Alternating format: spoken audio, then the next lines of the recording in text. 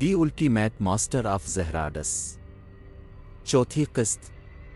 عنوان: حقیقت کا سفر اور اندرونی جنگ۔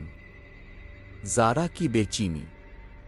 رات کی تاریکی میں محل کے بلند میناروں پر جلتی مشعلیں ایک الگ ہی ماحول پیدا کر رہی تھیں۔ زارا اپنی خوابگاہ کی کھڑکی سے باہر دیکھ رہی تھی۔ محل کے باغ میں وہی خاموشی تھی جو پچھلے کچھ دنوں سے اس کی زندگی میں چھا چکی تھی۔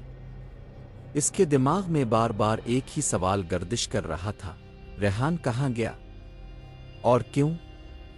زارا ہمیشہ خود کو ایک مضبوط عورت سمجھتی تھی جس کی دنیا کاروبار اور سلطنت کی معیشت کے گرد گھومتی تھی۔ پچھلی چند ہفتوں میں اس کی مصروفیات اور سلطنت میں بڑھتے ہوئے معاملات نے اسے مکمل طور پر الجھا دیا تھا، مگر اس کے دل کے کسی کونے میں ریحان کی غیر موجودگی کا احساس ابھرنے لگا تھا۔ وہ اس کے ساتھ زیادہ وقت نہیں گزارتی تھی، مگر اب جب وہ محل میں نہیں تھا تو اسے یہ خلا کچھ زیادہ ہی محسوس ہو رہا تھا۔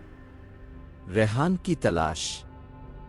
دوسری طرف ریحان پہلی بار محل کی دیواروں سے باہر ایک عام انسان کی طرح زندگی کا تجربہ کر رہا تھا۔ اس کے ذہن میں کئی سوالات تھے۔ کیا میں صرف ایک بے بس شوہر ہوں؟ میری قسمت میں کچھ اور لکھا ہے؟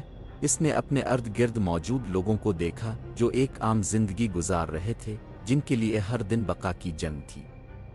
ایک سرائے میں بیٹھے اس نے کچھ لوگوں کی سرگوشیاں سنیں۔ وہ بادشاہ ازمیر کے بارے میں بات کر رہے تھے۔ یہ سلطنت زیادہ دن نہیں چلے گی، ایک شخص نے کہا۔ کہا جاتا ہے کہ ایک اصل وارث کہیں چھپا ہوا ہے۔ اگر وہ لوٹ آیا تو بادشاہ کو تخت چھوڑنا پڑے گا، دوسرے نے سرگوشی کی۔ ریحان کے دل کی دھڑکن تیز ہو گئی۔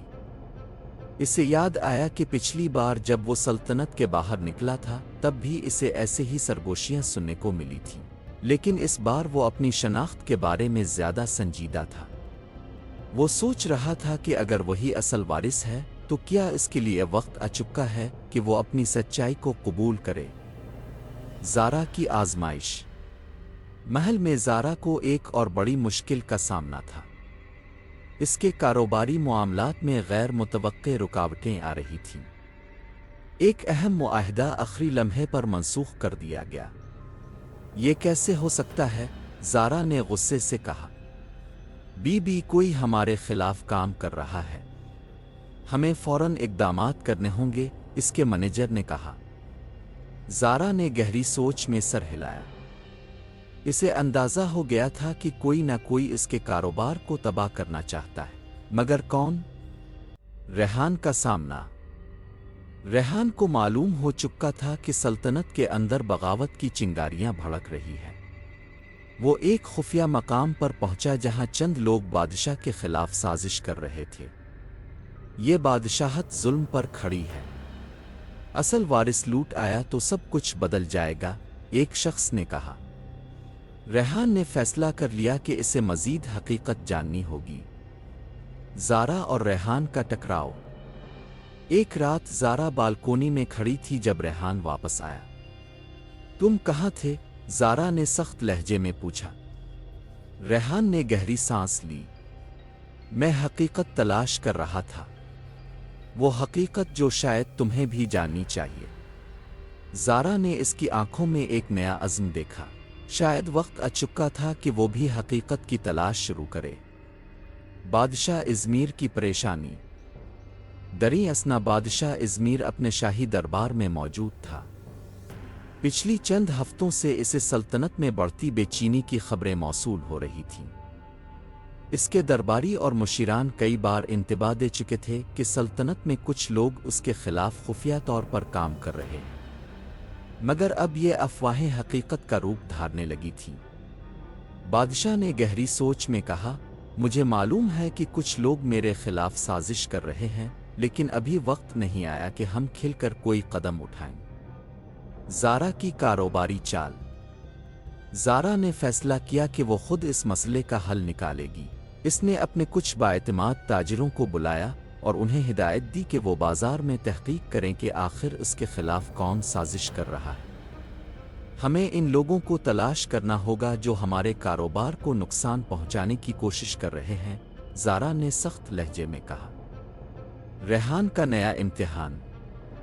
ریحان ایک اور گہرے راز کے قریب پہنچ چکا تھا۔ اس نے ایک ایسے شخص کا پتہ لگایا جو سلطنت کے اصل وارث کے بارے میں جانتا تھا۔